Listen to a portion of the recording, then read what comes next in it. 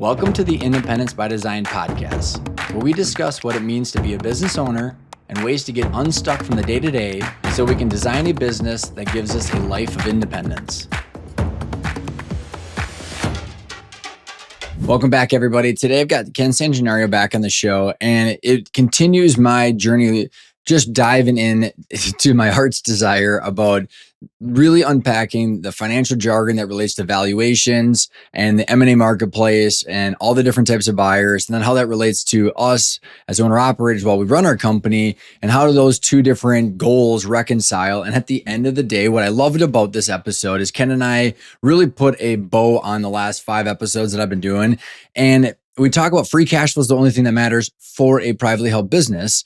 And that's the oxygen of the company. And free cash flow after working capital, debt, and taxes, and reinvestment. I mean, that reinvestment versus free cash flow for the shareholders that's it. And that is the byproduct of the company providing goods and services that are valuable to your customers. So customers spend time and money with you, you spend time and money servicing them, and then the end result, after all of your company operations and overhead, you end up getting free cash flow after your capital structure. And Ken and I had just a great conversation around all this. And I think what I enjoyed about this is I went from unbelievably geeked out nuance all the way back to square one, which is if we deliver goods and services and we have a good company, we will generate free cash flow after everything that's said and done. And then at the end of the day, you as the leader and owner of a company have the ability to determine what you want to do with that power and how you want to. What I mean by power is, how do you want to manage your culture? How do you want to treat your employees? How do you want to treat your community? That whole conscious capitalism lens. If you have all this data, you have all this clear goals, and you're building value, and you understand how your operations is creating free cash flow, then you therefore have the power to figure out what you want to do with it. Does it reconcile with your goals? What are your trade-offs? And so I had to just go through all of this to learn, so that way I can then focus on the things that matter in life. And I think a lot of times we get pretty muddied up in all the world of M&A and all the jargon and all the different stuff. And at the end of the day, this is what it's all about. And so I can't thank Ken enough for coming back on and teasing my intellect as I've been going down this journey. And I hope it's valuable to you. Thanks, everybody. And I hope you enjoy this episode with Ken. Ken, I'm super excited to do this again. As you can tell, I enjoy talking to you, because here we are for the third time since the new podcast got released. And other than sitting and hammering AI, you're way better than it. So it's like I might as well have Ken back on the show. But what I'll do for the audience here is I'll put a container around our conversation, because I know that in the spirit of what we normally do, we like to cover a lot, because you're so smart and experienced, and I want to extract from you stuff that's relevant for the audience. But here's where I'm at. And you and I and John had a conversation about a month or so ago. I thought we covered a lot of good stuff.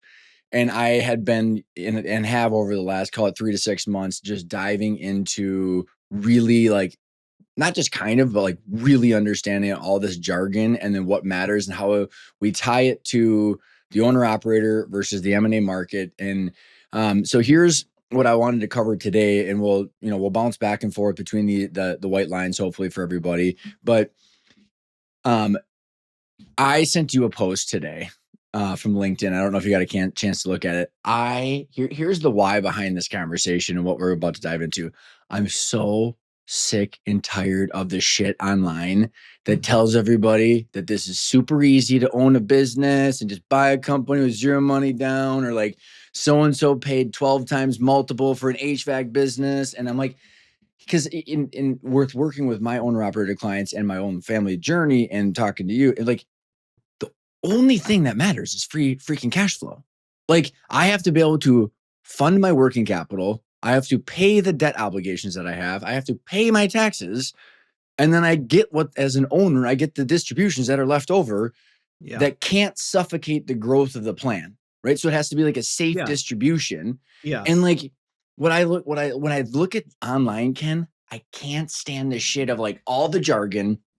And then it's all this noise of how easy it is. And and then I'm done, and we can tee up the convo.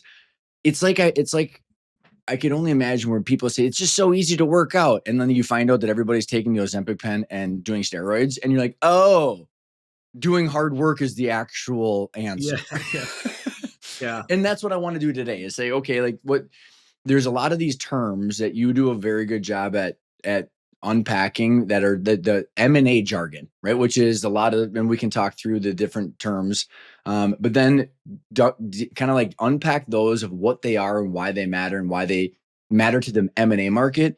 But at the end of the day, the owner operator cares about free cash flow and then how to reinvest that free cash flow for more Mhm. growth.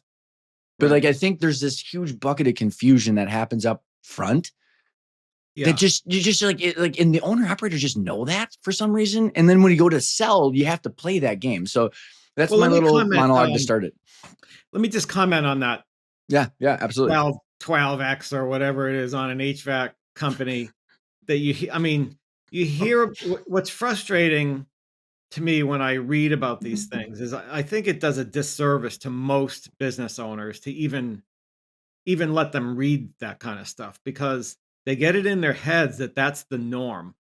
And I'm not saying that a 12 multiple on an HVAC company can't ever happen. I'm sure if somebody told the story that that happened, it probably happened, but of course you don't know what the terms of that 12x are. It could have been 1x down, it could have been a bagel down payment and a bag of Yep. donuts in 10 years Yep. that all equals 12x, so you don't really know the terms.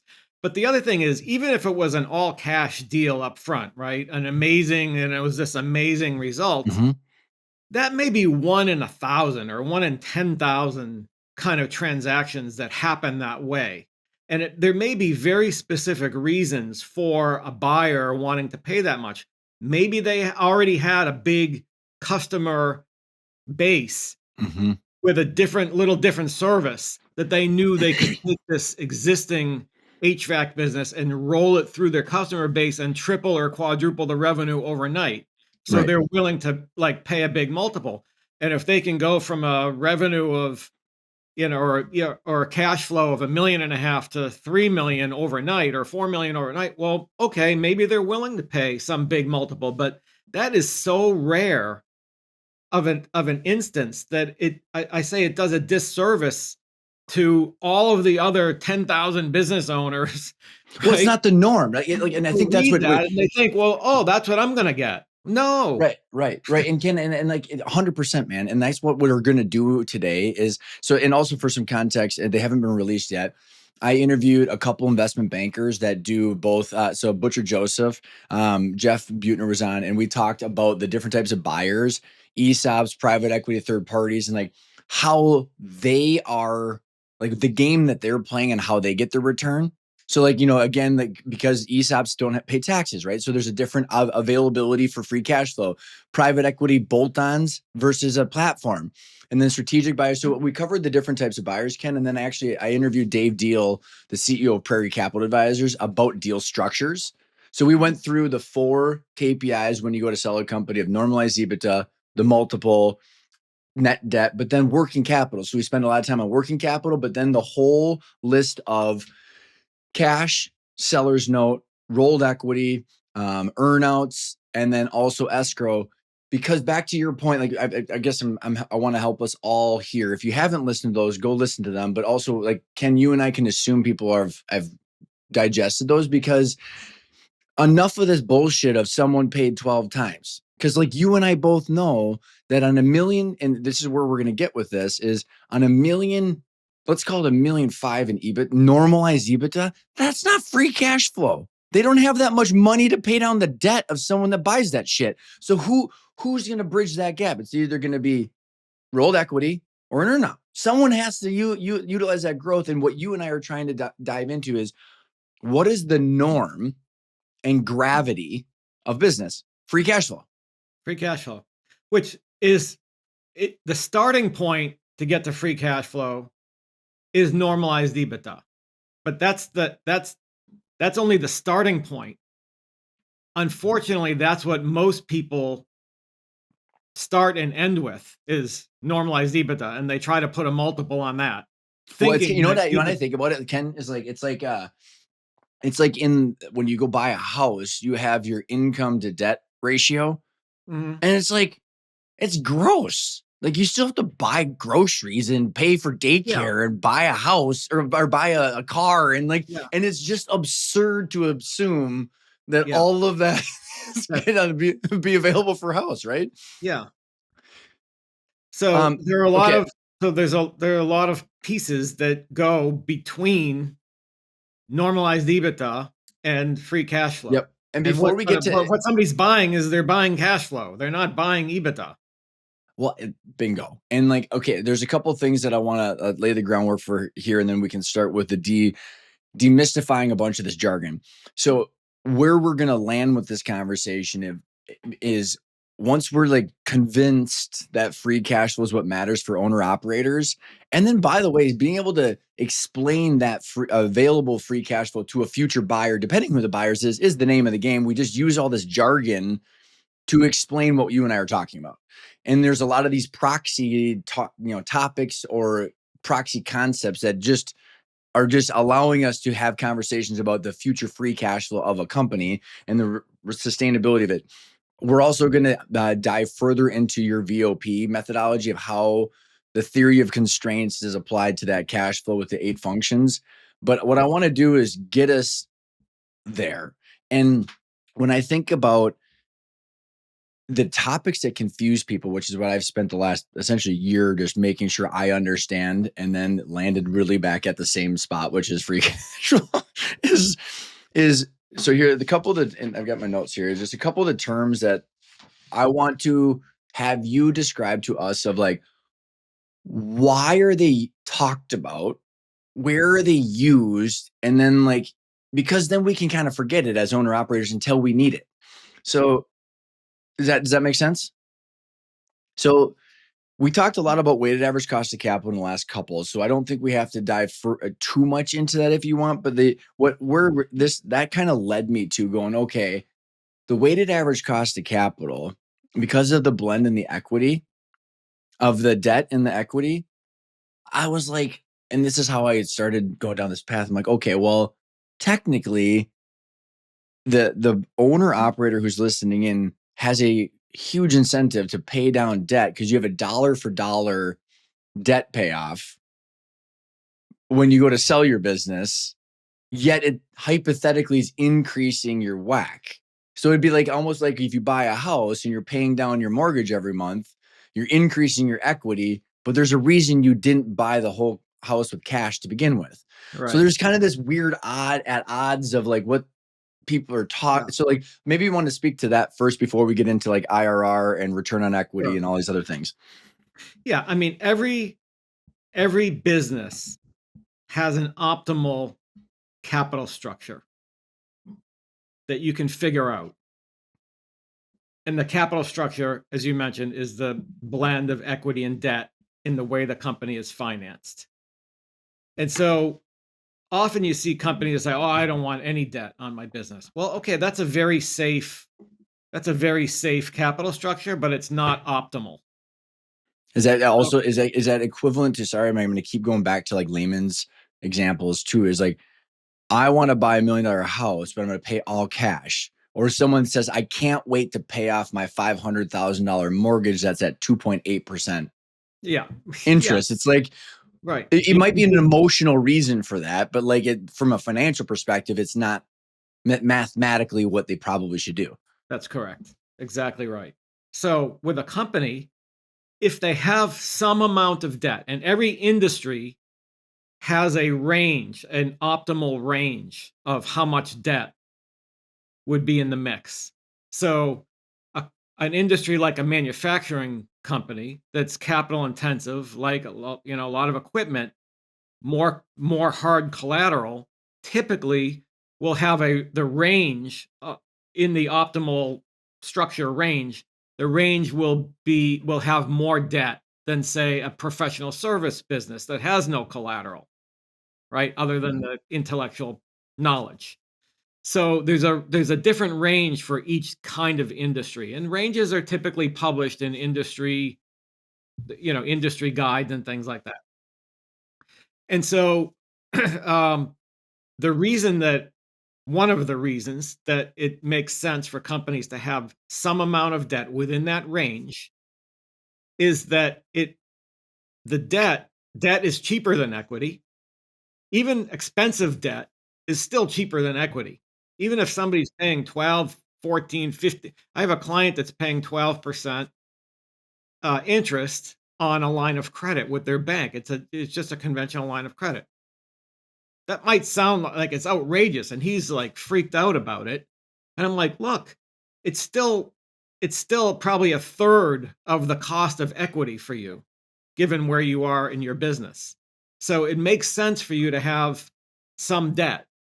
Well, Um, and because of that, what I've and again, this is where like even my brain gets all twisted in pretzels too. So that's why I'm trying to do this, because like at the end of the day, we like in the 3 statement model, we can see our free cash flow or not. So like, and that's what I want to continue to relate to the listeners is like go back and listen to Tracy Beck's podcast that came out recently about the financials. We're like we can see the free cash flow after working capital, debt, and taxes. Like so, like all of the jargon that we end up talking about can be demystified by just seeing it based on what you're planning on doing. But to your point, and where I have had a sense of confusion is like agreed that like that whack, which is the hurdle rate, because again, if you went and raised money, someone would have had a target return, and then your banker or your bank would there that debt would have a target situation or return. So you have to grow more than that. And so back to your point of why debt is cheaper, is because back to the house thing. Like if someone wanted to buy $1 million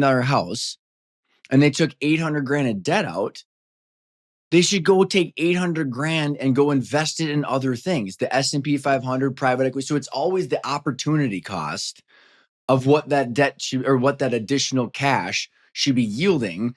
And as long as someone's tying their business plans to return on like that, or return, this is where we're going to get into these terms, the right? IRR, yeah, The IRR, if as long as they have a plan using something like the VOP on how to reinvest that and how they're going to get their higher rate of yeah, return, then yeah, it absolutely makes sense, right? yeah. I mean, it having debt in the mix lowers your WACC, lowers your cost of capital. If you lower your cost of capital, it does two things. It allows you it it it lowers the bar for the return you have to generate because your overall hurdle rate is lower, and it opens up more opportunities to expand your business because if you're all equity based and you're driven by achieving an IRR in excess of that cost of equity, then fewer opportunities for expansion will make sense because fewer opportunities will exceed that bar. If you have a lower bar, it allows you to expand, Okay. it allows you to open up opportunities that otherwise wouldn't make sense. Well, let's okay, I'm Opportunities tracking it. Yeah, yeah. opportunities to increase the value of your Yep. business, to So make investments. yeah, okay, that I love it. So what you're saying is like, and I'm just gonna do it because I've been working with my clients so much of like I'm trying to thread the needle between what you and I could probably geek out on without clarification to like someone listening in. So if we have $1 million house and you put 800 grand of debt on it, you're doing something else with that $800,000. So like what you have with that 200 grand in equity in your house, you have less of a need for that house to grow in value by 25% every year Mm, because you're doing other things with the 800 grand that's yeah, in. But like if you kept everything, if you kept $1 million in your house in cash, you want that house growing at like 20% a year. exactly. Is that a fair Yeah, way of kind of putting it? yeah. I mean, if you have debt on it and you're paying a mortgage of 6%, say, whatever, then the equity the 200 grand that you have in equity in your house, that might have basically you need a return of 20%, maybe more on the so you need the house to grow more than 20% times the 20% that you have equity in the house.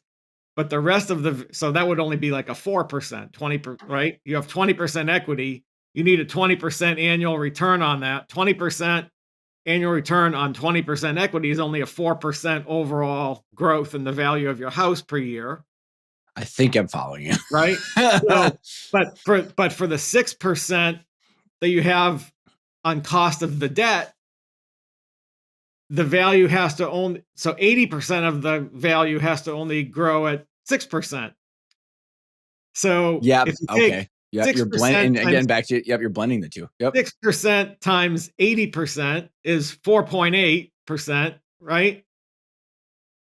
Yep. And then Yep. Yep. and then Yep. 20% times 20% is, what did I say, 4%. Yep. 20 So because 20%. what you're doing is you're taking the 200 grand of the million, which is 20% of a million. So you're taking the 200 grand times the percent Yes. that it is. And then you're taking the 800 grand at the percent that it is times Yeah. the 80% of the $1,000,000. So you're just Right. taking the 200 grand and the 800 grand with the desired returns, blending those together. Blending And those together. And you're versus if it getting was about, all cash, then you would have 100%.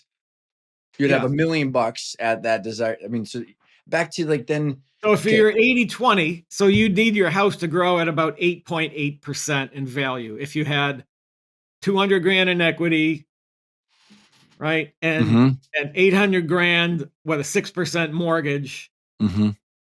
you blend all of those, the costs, and you Mm-hmm. need your house to grow at about 8.5% roughly.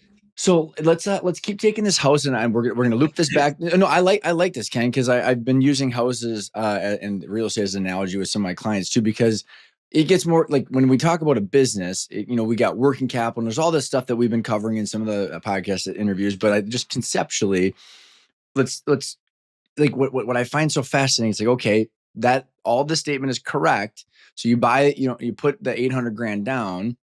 However, every month you're paying that off. So you still have a monthly payment, because in the first situation, pay all cash, you have no monthly payment. But then in the 800 grand at the 6%, you have a monthly payment. So like that is it. Part of this situation of the cash flow is like determined based on the payment too. So then with a business owner, every month that they're paying off, a conventional loan or some equipment loan or their bank or their line of credit, when you go sell a company, it's cash free, debt free with normal level of working capital. So like you're incentivized to pay down some debt, but then also when that buyer buys it, they're incentivized to put as much debt on that thing as possible. Especially, I think this is the whole PE situation. We don't have to go down that rabbit hole, but there's all the dysfunction is because there's so much incentive to load that up with debt, but then there's no money for reinvestment. So there's this massive like problem in the supply chain of deals going on. But the people that own their companies right now that have a healthy amount of debt, they can actually have free cash flow to place bets or take in distributions if they're thinking about this stuff appropriately. And that's where like going back to then the whack, going like it's kind of at odds because maybe free cash flow is actually what they want and they want to slow down some of their growth. So like are you tracking kind of what I'm saying here? Yeah, I mean, that's why I say you can figure out for any given company what their optimal capital structure should be. And it's based on the riskiness of the business, it's based on the cash flows of the business, it's based on, right, the growth opportunities, how much reinvestment is needed, how capital intensive the business is, all of those things. And you can determine what the right amount of debt is. And then companies can maintain that level of debt within some parameters. You Yep. can Yep. maintain because you cannot, if they pay it all down, they can refinance and bring it back up to where it, Yep. Which where is they what want to sell it. ESOPs do. Once the senior lender is getting paid down, then the ESOP will refinance and get the Exactly. seller the second Yeah. tranche. Yeah. Okay, so let me see if I can articulate where I'm at right now with then based on our last conversation that Mhm. of the internal rate of return, and Yeah. there's two parts to this that you help me continue to learn more about. And then I think if we cover this part, and then we can, because you had said like return on equity and some of that are financial trickery. So, Yes. but I think I'm there on how and why, and hopefully this is helping the listeners, and you can clarify me or correct me. But so when I had said to you, like because all my clients, it's literally free cash flow after working capital, debt, and taxes. That their plan has to be towards something. Right? We can't say, well, like working capital, debt, and taxes. Well, if there's no plan and no Yeah. for Of future course. forecast, there's no like judgment of where we're at in what context. But let's say, so like I'd said to you, like that has to, like, debt, taxes, and working capital have to be taken into consideration. You're like, yeah, free cash flow is all that matters, which is what you said, internal rate of return, which is the discounted cash flow. We're taking that some point in time and then taking all that stream of free cash flow to today Yeah. based on a risk factor, but it's the free cash flow. And then I said, because I was asking you, I'm like, well, like taxes have to be taken into consideration of this because, and Yeah. you said that there's free cash flow to the firm and then free cash flow to the shareholders. Yes. So There are two and cash all of that is based on the risk of the free cash flow after working capital and debt. So you want to like, and this is why this is what people are buying, right? And this is what the owner should be focused on. And this is what Yeah. they care about too. Yeah. So free cash flow to the firm it's all the taxed cash flows, but it doesn't deduct the debt payments because the firm is made up of equity holders, shareholders, and debt holders. Mm-hmm. A free cash flow to the firm is is the after-tax cash flow at the firm level that then would get distributed, some to the debt holders, some to the equity holders. Free cash flow to equity is the same taxed free cash flows with the debt piece already distributed. So it's just the piece that's available to the shareholders.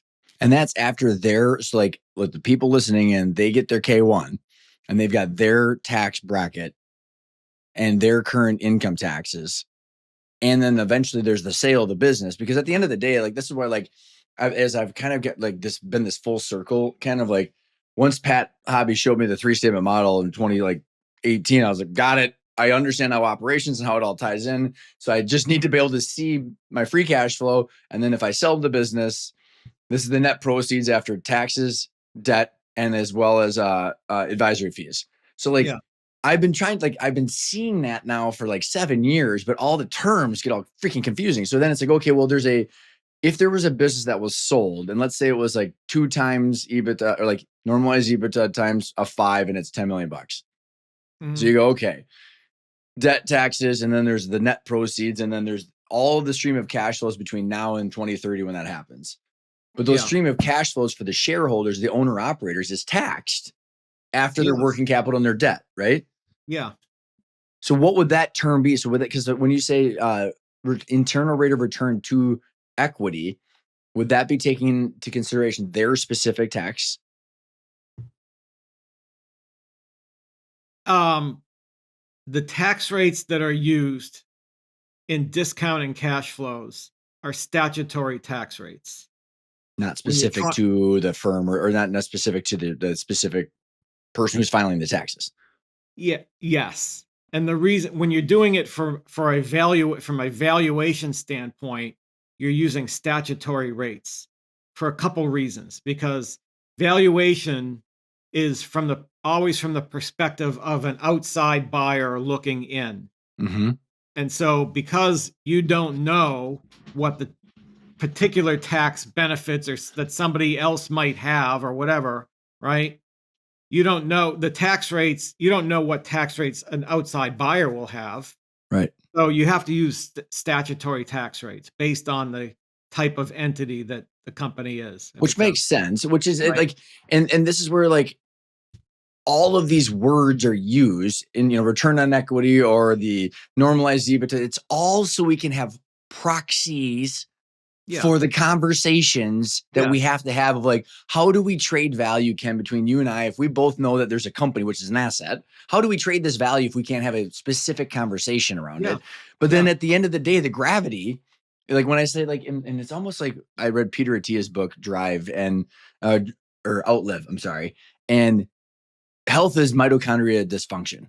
And like, so like everything else is like a derivative of your mitochondria is essentially what he's going to say. Well, like that's it, right? So everything else is a derivative of that issue. And that's where I look at the free cash flow for the operator Mm. owner Yeah. is the first principle. And Yes. so therefore what I think is so confusing for people, it's like, okay, well, I'm making 400 grand in free cash flow after debt, taxes, and reinvestment and working capital.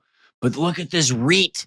This REIT is 10, 12%, Ken. And it's like, well, they're comparing like apples to oranges, and like they don't Mhm. like there's so many times people don't know, like, you're locking in your money, that 12% is pre-tax.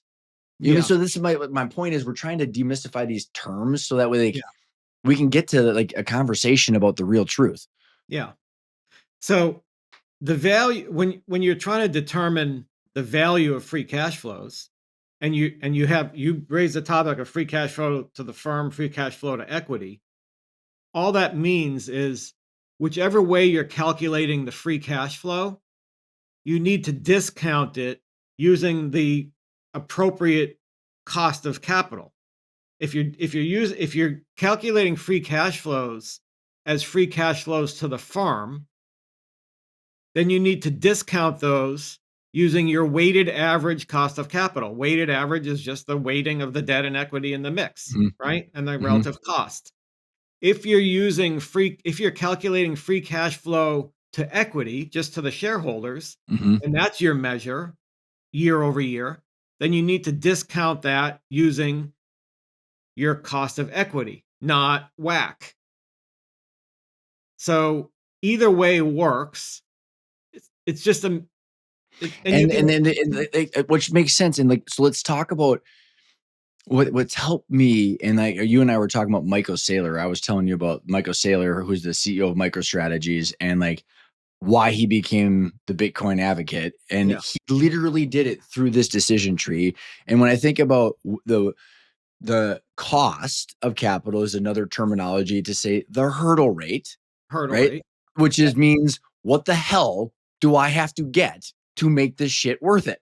So it's yeah, all like that's the Ryan terminology, which is yeah. like, Oh, that's is this right. fucking worth it or not? Excuse me. It's like, is this worth it or not? And like, because like it should be like that should be the thought process we're all thinking about, because if you don't raise any equity, it's your opportunity trade-off of your time and equity that you should be thinking about like this Yeah, with that level of discipline. But if I yeah, raise money from Ken, he's gonna be very explicit about this. And yeah, so like the cost of equity, the hurdle rate, or the target IRR, I mean, all that shit is the same thing to be said is like, is this worth it or not for to spend my time doing these things over this period? Right? I mean, like, given the riskiness of whatever the thing is. yeah. Now we're talking about Ryan language, the thing, right? Like, which is like we all, and this is where I landed with why I've been so infatuated with money, Ken. Is like money is just stored energy and time. That's all it is. So, like, Mhm. what happened with Michael Saylor is he went through this whole thing and he took micro strategies to the moon. He was like, okay, well, I got $500 million in cash as a public company that's earning 0% because of the money printing. And he's like, okay, well, 500 million bucks, my shareholders would like to do something else with that if I don't generate a Mhm. return that's above 12% because the S&P 500 is 12%. And he Yeah, was like, well, he went through all of his strategic planning, all this shit. And he's like, I don't know how to grow this company at more than 12%. And he yeah. goes, I have to give it back if I don't. And then he's Mhm. like, well, and then he went through like, okay, well, I can't put it in treasuries. Treasuries, I'm locking in a loss because the money supply growth is 8%. He goes, well, I'm locking in toxicity. I'm not allowed to invest. And so he's like, 12% the freaking the opportunity cost. Yeah, And so I wanted to bring all this stuff up because like we should all be thinking about that because it's just opportunity cost of our time. yeah, And equity is just stored time doing stuff, I guess is my point. And then there's all these words that confuse us when it's like like the cash flow to these people, the shareholders after debt and taxes and everything is what matters. And then how do we keep growing that by de-risking it? So I yeah. like, why does return on equity? You said financial trickery in the last podcast. What I think I've got my thought process clear now, but like I want to hear why is that not the judgment of is this worth it or not? Well, so any measure that starts with the word return on equity, return on assets, return on invested capital, any of those measures, they're accounting measures.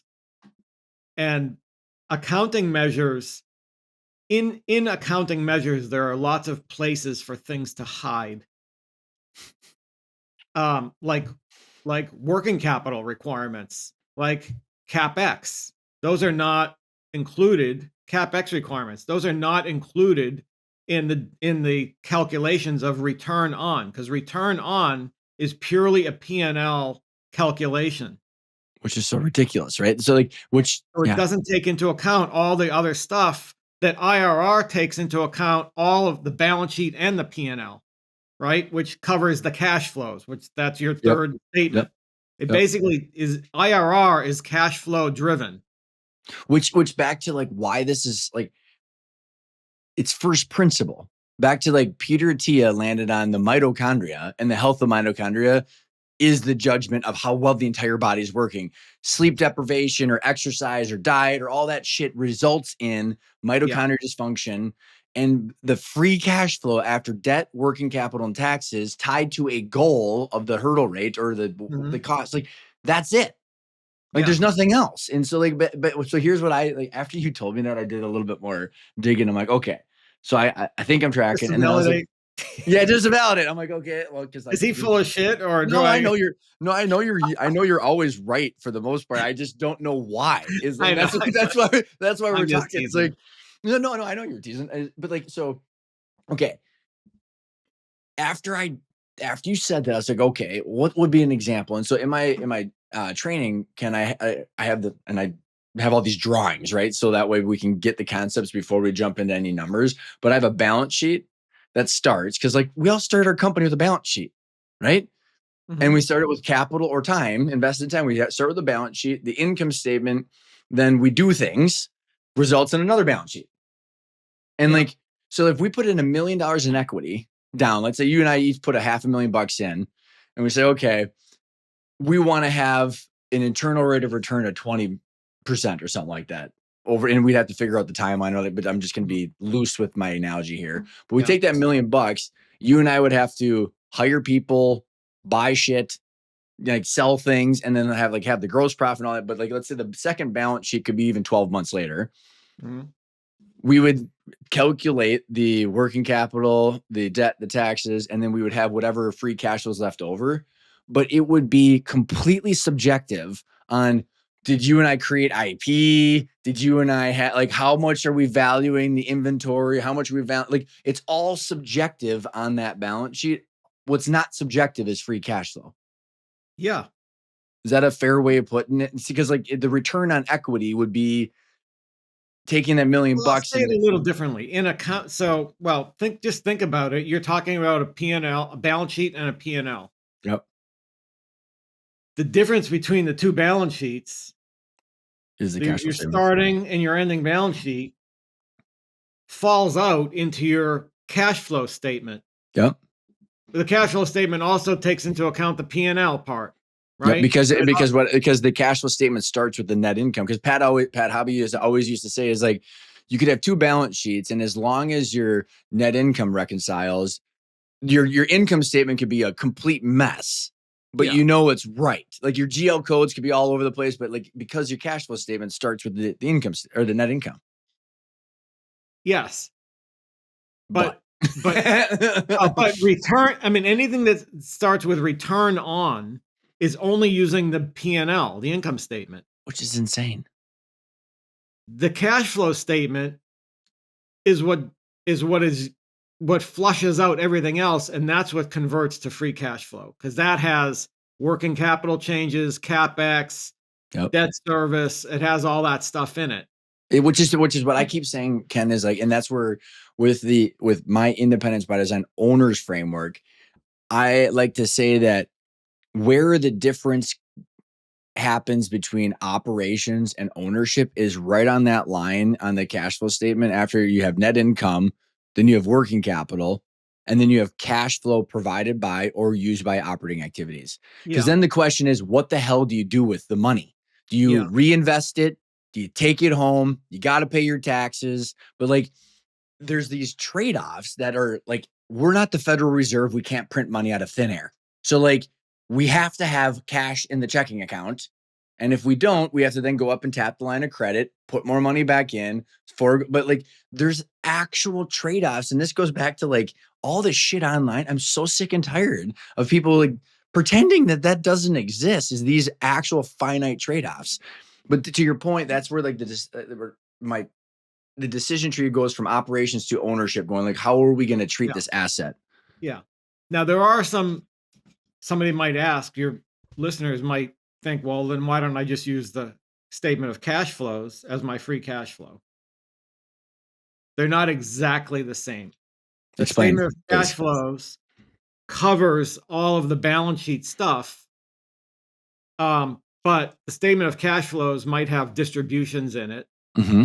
But a free cash flow calculation will be before distributions because you're using it to value the business, right? Well, So let's you so might want to use the after distribution cash flow as your way of thinking about, now what do I do with the rest?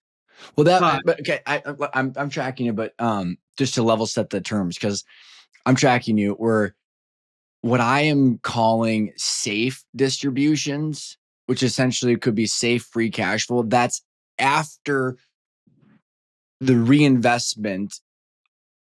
So let me put it a different way, Ken. Is like, so let's say I'm just going to use some really easy numbers, and I'll probably screw it up, but like bear with me here. So if you got $1 million in normalized EBITDA or whatever, then you go through and say, okay, well, if we get to that cash flow providing my operating activities, we got working capital stuck. Then we've got debt, we got some taxes, then there's whatever's left over. And what I've been a huge advocate and proponent of, Ken, with all my clients is specifically owner operators who want their income to come from distributions while mhm, someone else is doing the labor, because yeah, that CEO would be up in the income statement, right? So it would be already, by the time we get here, it's already taken into to yeah, account. yeah, So if they say like, hey, I've got $500,000 after working capital, debt, and taxes, $500,000. If I need 250, because that's one of the constraints, like that yeah, have to have that, then we only have 250 left to right, reinvest. So like yeah, essentially I'm trying to identify that reinvestment versus distribution decision tree for them, but their goals have to be identified before they like, if they don't know what their goals are, they're making shit up. yeah.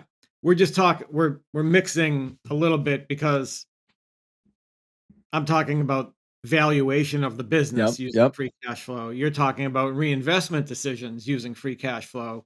Two perfect uses of free cash flow, but they're different uses. They're different, right?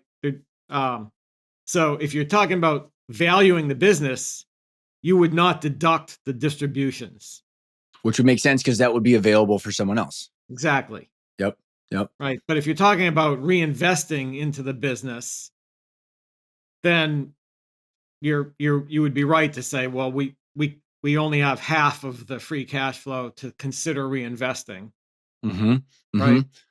Because Well, the and other that's half I'm going to take out as distributions. well, and that's where really the only question that owner operators at the first principle question is, do I take the money out for myself, Yeah, or do I place more bets for the future?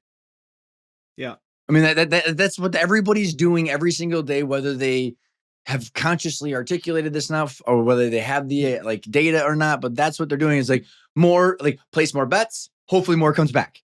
Place more bets. Hopefully more comes back. And hopefully my time doing that makes it worth it. But like they could always take more money out. And I think what the analogy I keep giving everybody to get this point across is, if people are solving for annual income and not value growth, like you and I yeah, talk about, hmm, it'd be like you and I buying a quadruplex and sucking every dime out of that and not putting anything into it, from the HVAC to the shade carpet to all that shit. And then us expecting it to be yeah, worth $10 million, even though it's only worth $2 million.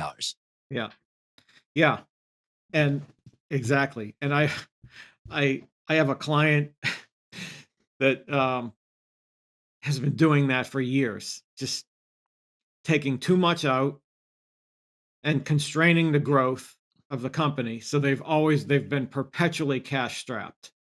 But he just keeps sucking out, you know, Hmm. more money than he should as the owner and CEO, which he can do, but he's demotivated his team because his team knows how much he's taking.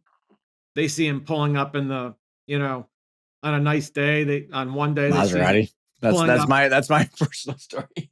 Yeah, he doesn't, what's the other, what is it's not the it's not a Maserati, Jaguar, Aston Martin, it's a some yeah, one of those, forget the brand, but doesn't whatever, it's like matter. $150,000 little, race car, and it's like, what, and then the next day he pulls up in the Range Rover, and then the next day he pulls up in the, electric pickup truck, and it's like, okay, you know?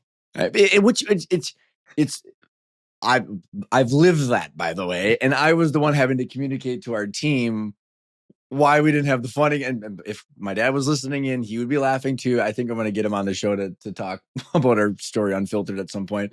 But because we learned this all the hard way, right? But I think I want to be a little careful, Ken, because my clients that you've been in the group with, Yeah, they disproportionately gravitate towards servant leadership and doing what's right for the team and actually nice. not taking enough for themselves, and Gotcha. therefore they actually feel guilty of like, I can't believe I'm making $1 million.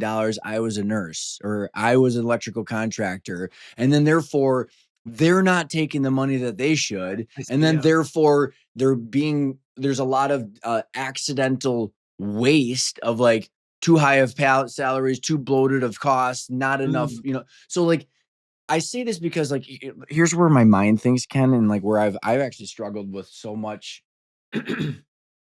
propaganda, whether it's in the business or political. It's like we have constraints, everyone. There are trade-offs. So if someone's pulling up in an Aston Martin and a Range Rover and the company's kicking out $10 million in cash flow, Hey, fine, everyone's 20 right. great. Everyone's 20% overpaid. Everyone's got bonuses. They're doing President's Club. Like, who gives a Life shit? is good.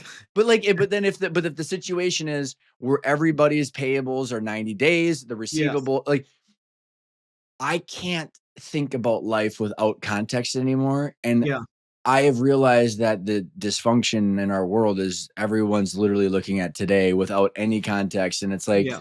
like I won't get into it, but like immigration is a big topic right now, right? It's like based on what? Right? Like, what's the constraint here? Like, I'm not going to have a conversation about good or bad unless it's like put inside of a cash flow statement. Right, yeah. Anyways, does So that going back to like, does that make sense? Like on how my clients are thinking about it and like why their goals yeah. and their have to be taken into consideration? Yeah, I mean, no, absolutely. Now, um, when you're talking about reinvesting in the business, if a company is creating projections, then they will automatically build in Hmm. the amount of that free cash flow that they're going to be reinvesting into the business will automatically be in their projections for the next year and the next year and the next year, Hmm. right? And the distributions they will take out in their Yep. projections, they'll assume that those are being taken out each year. Okay. So what you were saying about building out those financials. Okay. Here's where I find it fascinating, Ken, about your and I's conversation with John. So again, I know I'm talking a lot more, but I'm like, you're so helpful on like, am I on track or off track? And how are we relaying this to the owners? Because of your experience in the material that you built, where like, okay, when we were talking about the 8 functional areas, it's about an assessment of the risk of that cash flow and the operations as it is today. And then we want to then have a future state of where we're at in those 8 functional areas. Where Right. you and I were, John, were talking about is I think you lean towards the strategic plan as that map. But then Mhm. like Pat Hobby always was, lean towards the financials at that roadmap. But here's where I'm taking my unique experience and journey to this situation, going, okay, like people have a business that's, clunking along. It's like, okay, back to your point of like, how do we bring all of these terms into practicality? It's like, well, if I take last year, or if I take, so now it's 2025, I say, okay, well, I got historical financials, but then now what I'm going to do is I'm going to take I'm going to put some additional level of thought behind I'm going to take my income statement and I'm going to build up my sales revenue lines month by month by month for 2025. Then I'm going to take my cost of goods lines month by month by month for 2025, matching the departments and the divisions for the income statement. Mhm. Take my overhead, and Mhm. then that leads me to net income, normalized EBITDA. The Yep. balance, that'll then roll through the balance sheet if it's clean to the cash flow statement. But then every month this year, I should be able to see working capital, distributions, taxes, and free cash flow. So I know as an owner, like, because if I want to hire a CEO in June, I need 80 grand in cash for the executive recruiting fee. I still need my 25K. Right. So like we're Yeah. starting to see the back to your theory of constraints with the cash flow. I can see what is it that I'm going to have to give up for cash flow to hire that president, or get me to the Yeah. point where I can get out of the income statement for my salary Yeah. into ownership free cash flow. Mhm. And then if we took like years 2 through 5 with some higher level assumptions of like, hey, here's we're gonna, even if it's a grow at 5%, I can Mhm. see the cash flow for the first time in my life. Yeah. Then it's like, okay, if I can make my 250 to 300 in free cash flow after hiring someone and getting kind of out of that operations, how do I place my bets? And I'm like, well, you have to use the VOP because how otherwise you're just guessing. And it's like, do I do a strategic plan? Do I do is it HR? Is it operations? But that's how my mind is coming at this because I Yeah. think, Ken, everybody that I'm working with, that's the constraint is the cash flow right now, where they've normalized their lifestyle and their pay and everything around a combination of salary and distributions, Mhm. and they can't. Most people can't place bets without impacting their own situation. So the financials become this lens of like, you actually can still make your 300K Yeah. if we do this in August. So that's Yeah. how I'm coming at this. But like, with that lens, how do you maybe kind of give another overview of the VOP and like the imbalance Yeah. thought process and how that frees up cash flow into the future? Back to your point about it is about where to keep reinvesting. Yeah. So the 8, I think we've covered in the past, Yep. right? The 8 Yep. primary categories. So we don't have to like revisit what they Nope. are. Nope. When we got stuff in the links below. Yep. Right. Okay. So just think about it. You keep using the correct term, the theory of constraints. So that works in any company across these 8 primary functional categories to the extent that a company is underdeveloped or immature in any one of those 8 categories. That represents a constraint to the company's ability to create sustainable free cash flow. The sustainable is the key term there, Mm-hmm. because companies can manufacture cash flow. Like you could put together a statement, a P&L and balance sheet and cash flow statement that generates the cash flow that you need, but it might not be sustainable cash flow if you have imbalance in the company. Mm-hmm. Meaning the only way you're going to be able to continue those cash flows Mm-hmm. might be that you're chasing revenue, might be that you're chasing business in order to generate the cash flow, but it may not be good business. Not all cash flow is value creating cash flow. There is some cash flows that erode value because the revenue that's generating them might not be repeatable. It might not be strategic. It might not be the best customer. It might, whatever, whatever. So that's why we say focus on the balance of the 8 categories. And by doing that, if you have a strong, balanced company, the revenue growth and the profit growth and the cash flow growth are outputs.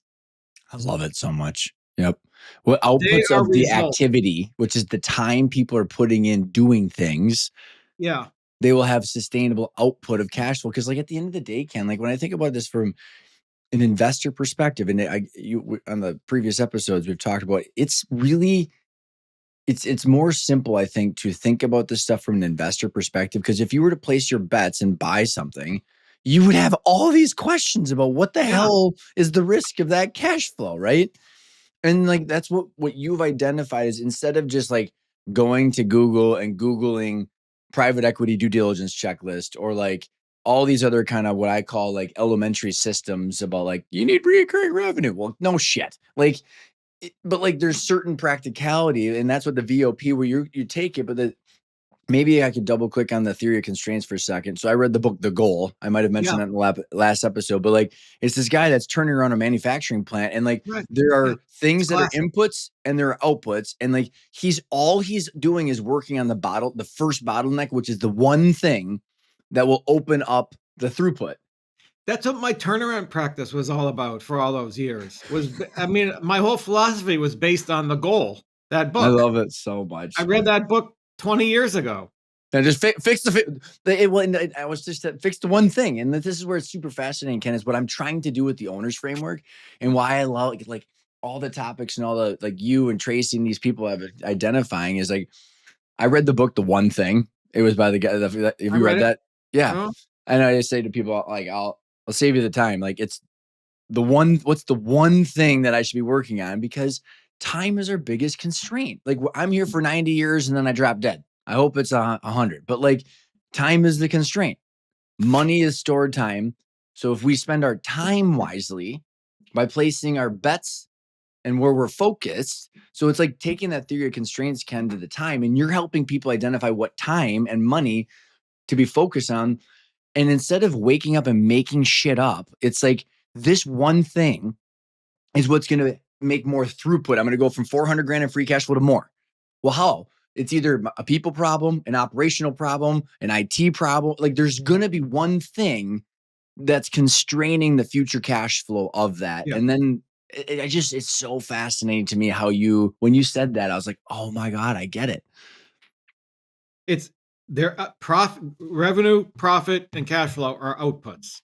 Too many times, business owners treat them as inputs. Okay. Can I, yeah. Okay. You're going to say something. Keep going. Cause I got an interesting thought on that.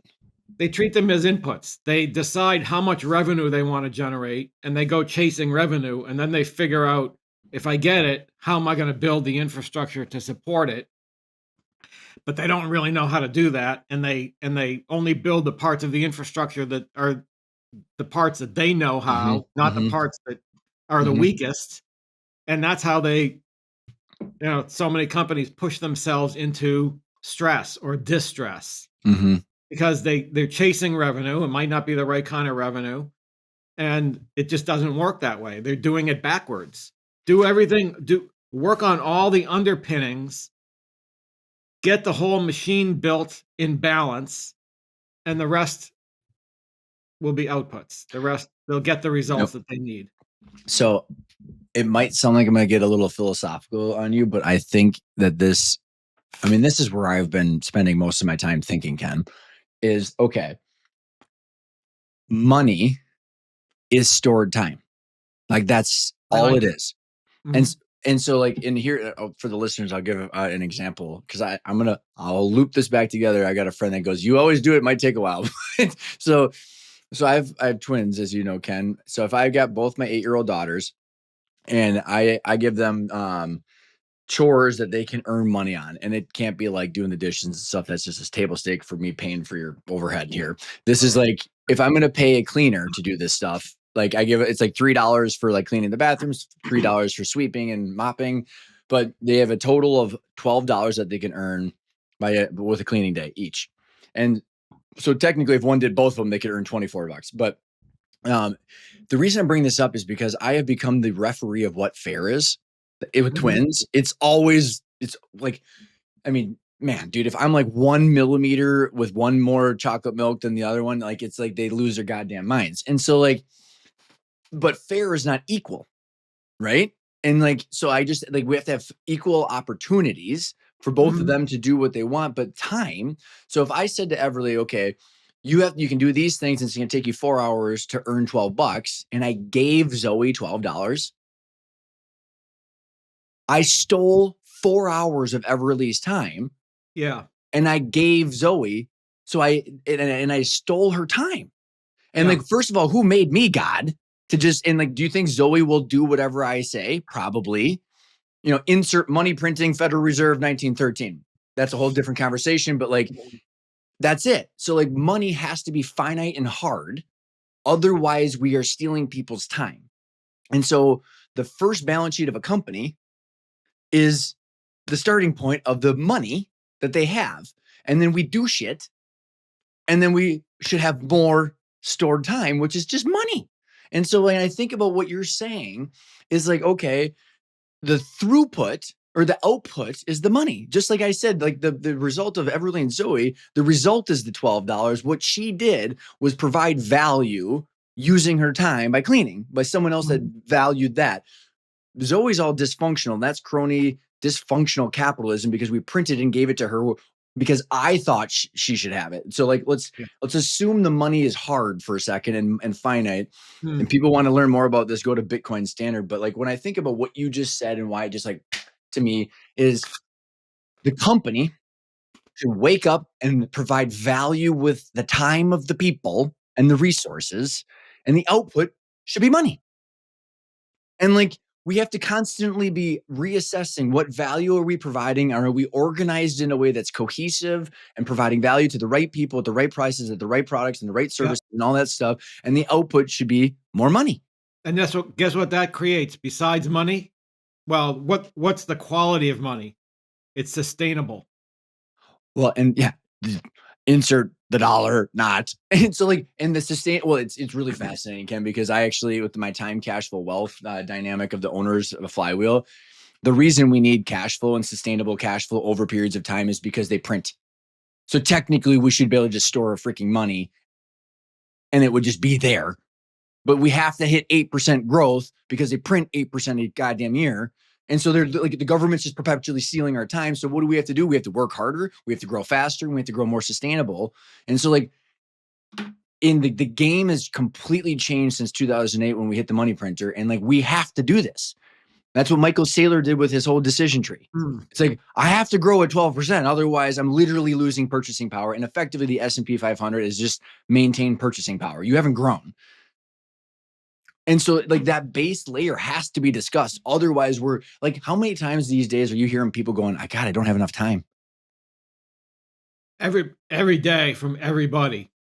because 25% of the money supply was printed in the last 6 years. So we just still like, can you imagine working for 40 years and then all of a sudden hitting control P and half your wealth is eroded? Yeah. And but Ken, this Yeah. is why That's what this happened. what's that? That no, that's what's happened. Yeah, and Yeah. like and there's it's not Ryan's opinion. That's why I like these topics because I don't want to be subjective here, but to not talk about this stuff is to not talk about the first principle. And what I think about is why this is so damn important, this topic, but why what you're doing is so damn important is we're tying it to the money. We're tying our decisions of time to the money instead of like make believe bullshit of this crayons and these PDF colored pie charts of other different consultants or this like it's a very mathematical thing to saying we are going to spend our time doing something and we have Yeah. to generate more returns, and if we don't, we're like what are we doing here? Yeah, that's right. And it's because time is so important now more than ever because it's being stolen from us, being more deliberate with what you're doing with your company's resources is an absolute necessity. And so like to you like using the VOP, it's like the owner operator needs to be making 20 to 40 grand a month net. So they can at least get out of their job. If they, half my clients are my age, half the clients are, more your age, but it's either they want to retire or they want to actually just have some time. They have to see that constraint of their free cash flow. Then it's like the best investment they most likely could own is their company. Right. It's true.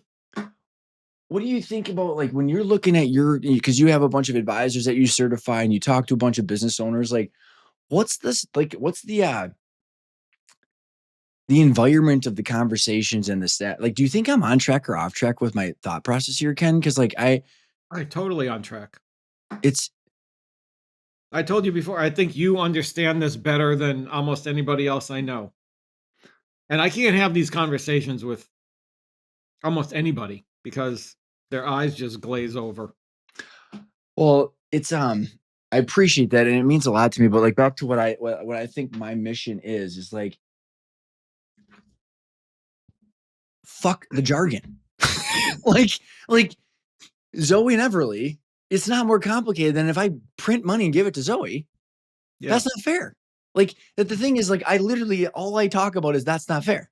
That's not fair. And it's like the banking system is a complete dysfunction around this shit of the money printing and the pyramid scheme of the Fed. And like, but what's so important is like the people that own the commercial cleaning companies, the steel fabrication businesses, the HVAC businesses, the electrical contractor, the nursing, like if you could generate free cash flow, that's at least maintaining your purchasing power, decouple your labor and time from that asset. Like, so like, okay, let me go you to like a next level thinking that I've been working on with my clients, Ken.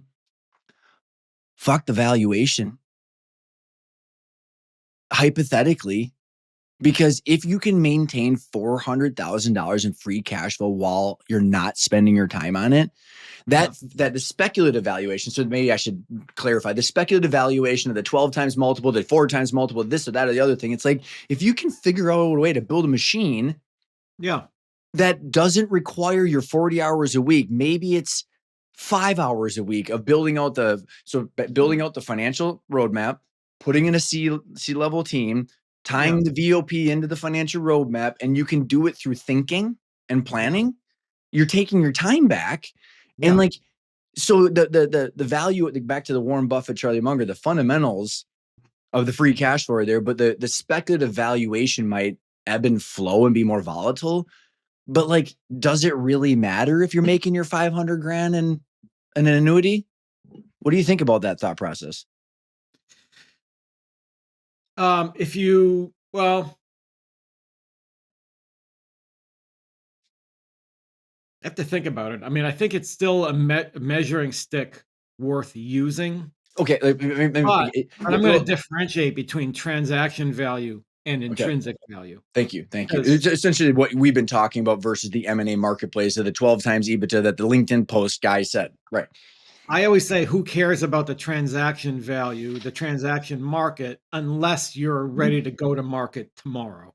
If you're going to go to market tomorrow, then yeah, you need to know what the market, you need to know what's going on in the market, what's hot, what's cold, where the buyers are, what the interest rates are, all of that stuff from a transaction standpoint. If you not just if you're planning to run your company as an owner but not as the operator, then you don't really care what the transaction market is doing.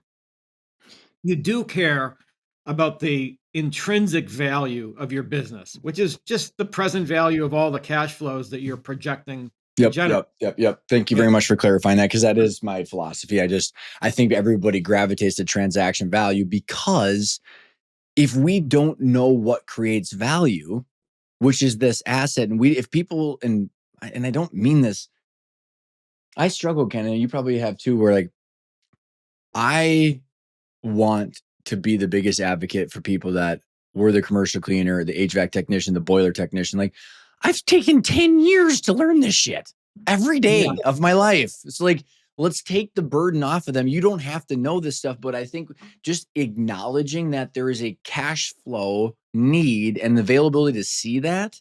Yeah.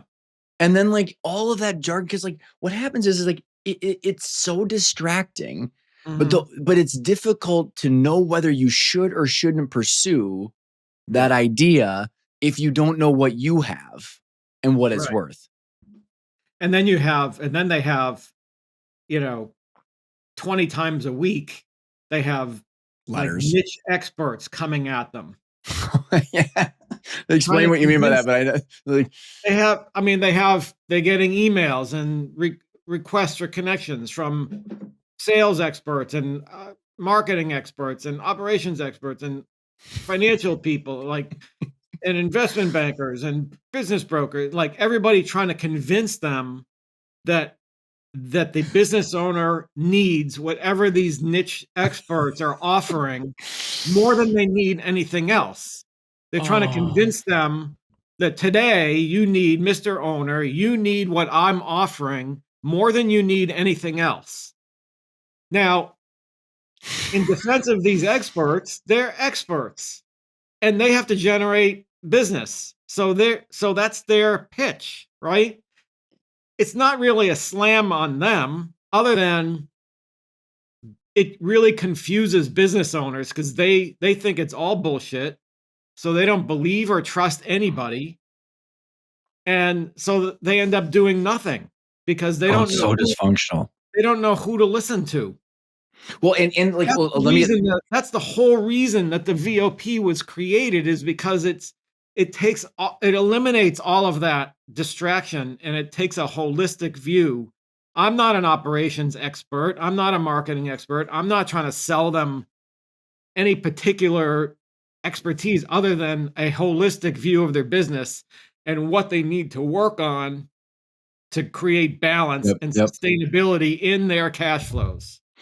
That's the purpose. Preach, brother, preach. And like, well, but like, Just and stand up that, on my desk and tell you.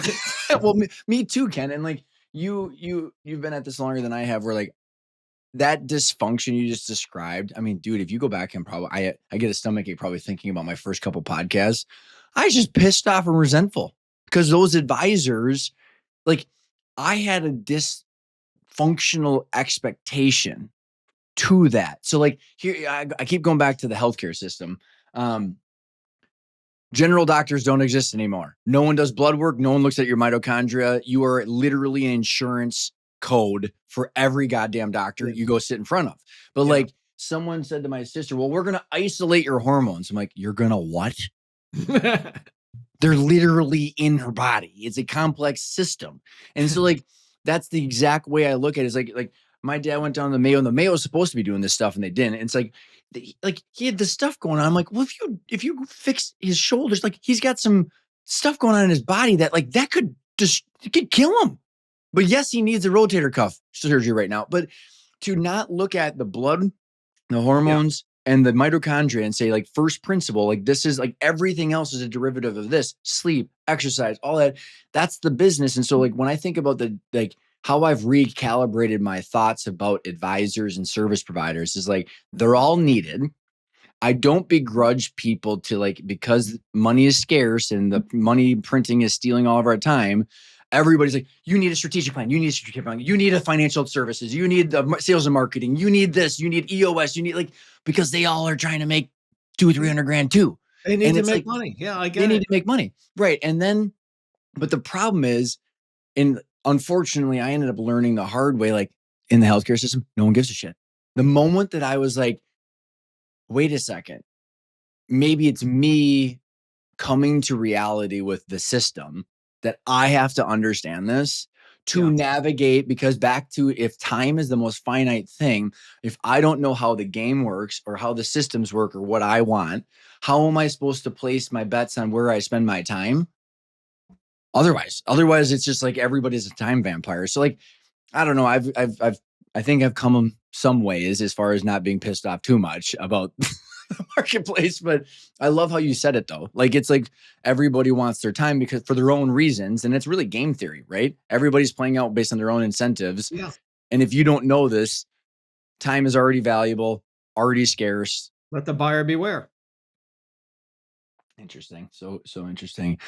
Um, I don't know, man. I can keep going for hours. Is there anything else that, in the spirit of this container of the conversation, that we should touch on? I don't think so. I mean, I think the biggest thing for business own the biggest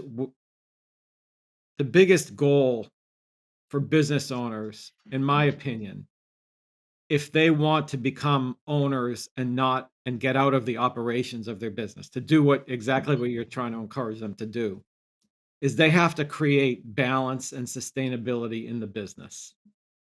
They cannot do that if the company is out of balance. That's how so many of my Chaos. turnaround clients became turnaround clients, Mhm. is they just tried to grow and the business was out of balance.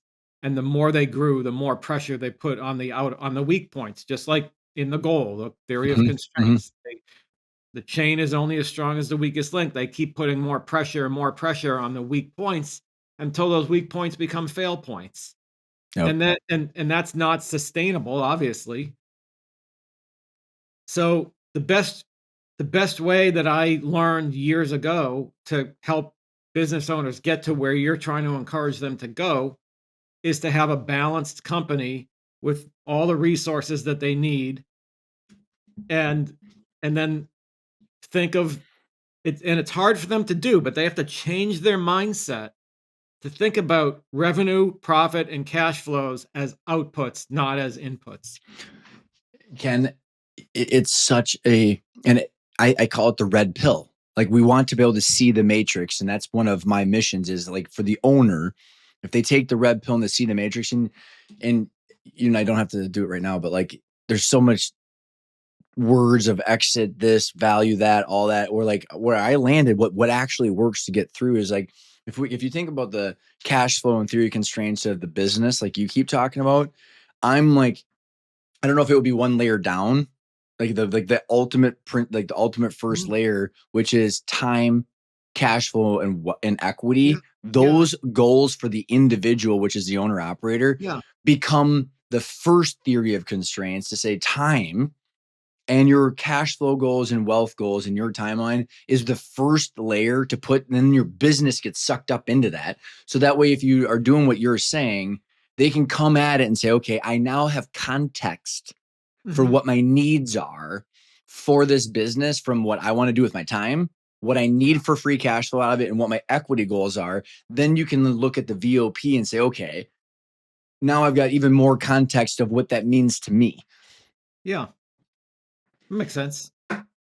Ken, so fun, my friend. Thank you very much. And I truly mean this to the bottom of my heart for spending time with me and letting me ramble and My learn. And pleasure. it's so fun. Like I said, it's night. I can't have these conversations with many people, so it's I, great to I do don't know this. what you did. I don't know what you did for all of your career, man. Cause like I've been losing my goddamn mind doing this by myself. And thank God I have people like you. So like I'm standing on the shoulders of giants, man. I'm like, holy crap. Like to without AI and without people like you in the podcast, I would lose my mind in my basement. We're getting there. We got it. We just keep shouting from the rooftops, and eventually, more and more people will get it. I think it's we're making a lot of progress. I Yeah, think I agree. the business owner world and the advisory world, I believe, have now awakened to these concepts. They may not be experts, but they have awakened to these concepts and are more open to the conversations and more open to hearing about it, at least conceptually. I So, agree. And as a wrap up here, you are training advisors on the VOP to help create more of a functioning yeah, advisory community, which I am a yeah, huge supporter of. You've got the VOP, which people will have a link to in the podcast or in the show notes below. Go check out a little kind of like click through tutorial. I'll put links to your and I's previous episodes in there, and then I don't know where you're at in the journey, but you have some really interesting plans for what you want to do with CVGA and the VOP. And I don't know if people want to reach out if they're looking at maybe, I don't know if you want to share what you're looking at doing, but like there's some interesting things that you are planning for in the future. I don't know if you want to have an ask, but I know what your ask might be, but I'll let you, any thoughts or clarity you want to give um, people? no, I think if people are interested, I mean, I'm always happy to talk with people who are interested in what we're doing, as opposed to a broadcast of what we're doing. But Got it. we And we have a lot of plans. We've got we have very aggressive development plans that are more in service to this whole community of value growth advisors and business and helping business owners. And we're trying to basically change the outcomes of business owners that if they don't have this kind of knowledge, they're in for rude awakenings down the road yeah, when it comes time for them to retire or yep, sell. And they won't be able to just run their business as an owner, not as like they'll be stuck in operations. yep. So we're trying to change the outcome through education and advisory services and providing the tools needed to do it. And I think And about so we what's have a cool is lot of that if people come to an advisor that's been through your material and is looking at the VOP, that advisor is more holistic too. Cause I even yeah, think going back to the health analogy, like I still need someone to fix a shoulder. Maybe I still might need someone that's a chiropractor or this or Yeah, that. But like, if everybody is admitting that, hey, by the way, the whole body's a system, like I yeah, still need that, but there's like this yeah, base layer of education that you're providing the rest of the people that are the specialists that I think is yeah, unbelievable. yeah. So, Ken, thank you so much, my friend. thank This has you. been so All right. fun. Thanks, everyone. All right. Take Yeah. care. Thanks for tuning in. And if you have been following along, you got yourself kind of a twisted brain like me. It's a lot of fun. I love this stuff, and I think it's a lot of fun. And I know some of my friends and clients that are listening in who have been down this journey of learning how this stuff works too. Hopefully you're appreciating this because I'm snapping together a bunch of ideas. And for you all there that have been paying attention and following the show, I can't thank you enough. The only thing I'd request is go give the show a rating, share it with a friend. I'm just trying to grow the audience this year. That's the main goal. Next week, I've got Renz Hayes on the show. He is a friend of mine that I actually met in Ken Sanginario's training class back in 2018. He's got a business that he's been growing from the ground up. He's got a partner, and they're in the design and architecture space. And he has been, from a business owner's perspective, implementing and thinking about his business as an asset and understanding the trade-offs of cash flow and equity. He got into this through the family business that he had, and he chose to start his own and grow his own business. And he's been using and running the business using the 8 functional areas now for, my God, it's been like 5 years. Just actually engaged with Alex Hormozzi's company for the sales and marketing side. Super exciting conversation I had with Renz. I love what he's doing. I love his and respect his mind and his effort. So you're going to want to pay attention and stay tuned for that episode. Thanks, everybody, and I'll see you next week.